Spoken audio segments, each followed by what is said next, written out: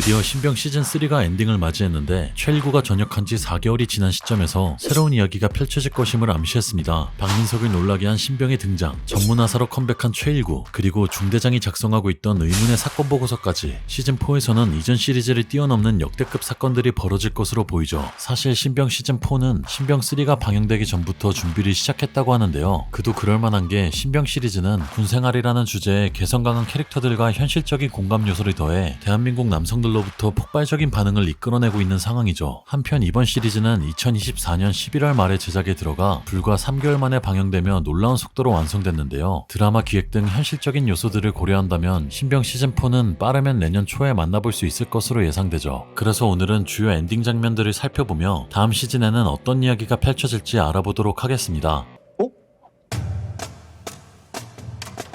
현우가 너가 어떻게 여기? 우선 첫 번째, 새로운 신병의 등장입니다. 그의 이름은 김현욱으로 행보관을 따라가는 뒷모습에서 우람한 키를 엿볼 수 있는데요. 이뿐만 아니라 최병남은 신병을 보며 왁구가 장난 아니라고 평가하죠. 이로 보아 성인모와 문빛나리 등 이때까지 등장했던 신병들과는 달리 강인한 피지컬을 소유하고 있다는 걸 알 수 있습니다. 연출의 맥락상 김현욱은 아무래도 빌런인 것 같은데 주변 병사들에게 물리적인 폭력까지 행사할 수도 있을 것 같죠. 그런데 여기서 가장 중요한 건 김현욱이 박민석과 아는 사이라는 건데요. 박민석은 김현욱을 보자마자 너가 어떻게 여기에 있냐며 모자를 떨어뜨리고 말았죠.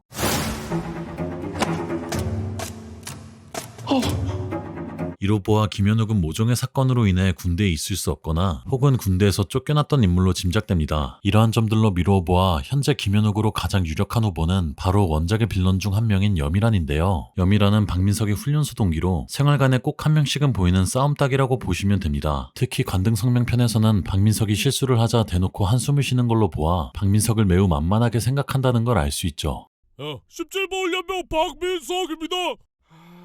누구야? 만약에 이러한 설정을 그대로 가져왔다면 박민석이 김현욱을 보자마자 모자를 떨어뜨린 게 이해가 되는데요. 박민석은 일병으로 김현욱보다 계급이 높기 때문에 김현욱이 전입을 하고도 박민석을 만만하게 생각한다면 하극상이 발생할 수도 있을 것 같습니다. 이뿐만 아니라 임다희와의 관계성도 주목해야 하는데요. 김현욱은 8월 군번으로 임다희의 아들입니다. 그러다 보니 임다희는 신병이 왔다는 소식을 듣자마자 두 팔을 벌려 아들아라고 말하며 김현욱을 찾아 나섰죠. 8월 9번이면 임다희 선배님 아들 아닙니까? 아들아. 하지만 김현욱이 빌런이라는 점을 고려한다면 임다희와 좋은 관계를 형성할 수 있을지 의문인데요. 김현욱의 모티브로 보이는 여미라는 훈련소 동기들 중 조폭 출신인 권태용과 시비가 붙었는데 권태용의 옷을 뒤집어서 시야를 가린 뒤 사정없이 주먹과 발길질로 구타하며 제대로 대형 사고를 일으키기도 했었죠. 따라서 여미란이 아무리 아들이라고 할지라도 임다희는 여미란과 부딪힐 수밖에 없을 것 같은데요. 여러분도 아시다시피 임다희 또한 어마무시한 피지컬을 소유하고 있는데 드라마에서 임다희의 키는 190cm로 생김새 때문인지 진격의 거인이 생각날 정도죠. 거기에다가 울려 퍼지는 듯한 굵직한 목소리까지 갖고 있어 본능적으로 위축되게 만드는데요. 그러므로 여미란이 아무리 폭력적인 캐릭터라고 할지라도 임다에게는 쉽게 덤비지 못하지 않을까 싶습니다. 한편 다음 시즌에서도 우리에게 가장 친숙한 얼굴을 계속해서 볼 수 있을 예정인데요. 바로 최일구가 엔딩 장면에서 전문화사로 복귀했기 때문이죠.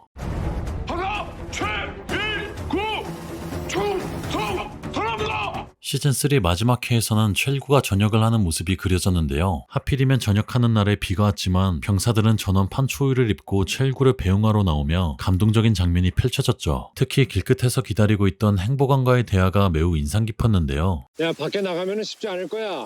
다시 돌아오고 싶으면 언제든지 연락하고. 그럴 일 없을 겁니다. 울지 마, 이 새끼야.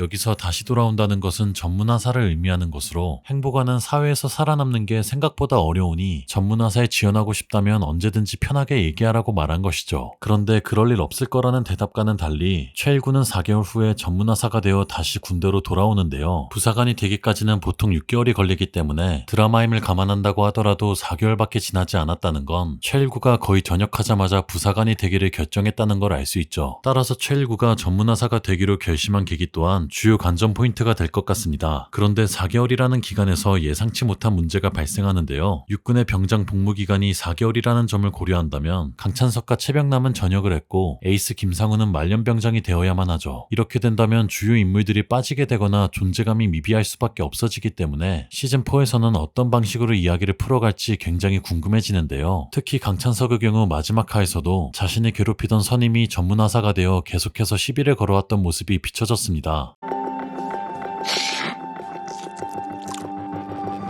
앉아라, 찬석아. 만약에 시즌4가 4개월이 지난 시점에서부터 시작한다면 강찬석과 빌런 선임의 갈등도 볼 수 없게 돼버리죠. 따라서 시즌4는 시즌3 엔딩에서 생략된 4개월의 기간도 다루지 않을까 싶은데요. 이렇게 된다면 최일구가 갑자기 전문화사를 지원하게 된 계기까지 자연스럽게 다룰 수 있을 것으로 보입니다. 한편 엔딩 장면에서는 시즌4에서도 엄청난 사건이 발생할 것임을 암시했는데요.